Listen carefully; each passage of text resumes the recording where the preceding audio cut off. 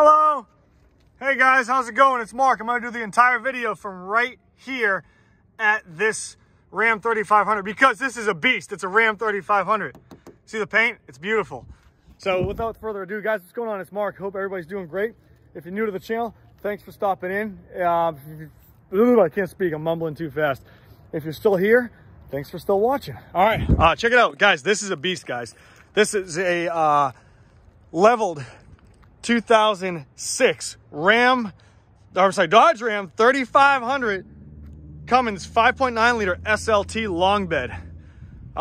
Beast of a truck, guys. New style Dodge 3500 wheels are have been put on it. It's wrapped around a Cooper Discovery.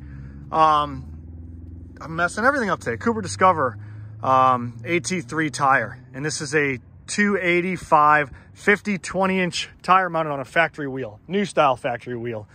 All four corners probably about, I don't know, 30%, no, more than that, probably 40%, 45% tread. A little bit of road rage right there. I call it road rage, wheel gash, whatever. Tinted taillights, super nice paint. Inside of the bed is obviously it's a bed liner. Nothing too crazy about that. No fifth wheel, but it's got the spot in case you wanted to cut it out. No sunroof, tinted windows. It's got the, obviously the factory Ram tow mirrors, shorty style antenna, cab lights, RECON cab lights, tinted front housing headlights. And let's see the power plant. It's got like RANCHO front steering stabilizer, shocks. Underside is really, really clean. It's getting kind of dark out here, so I'm gonna try to make it as quickly as possible. Let's pull up the hood and show you guys what's on. Inside here, 157,033 miles. Sounds beast. I'm gonna show you the startup video in just a second. The floor mats are nice, and it's got some it's got a huge, massive, look at this. This is my hand right here.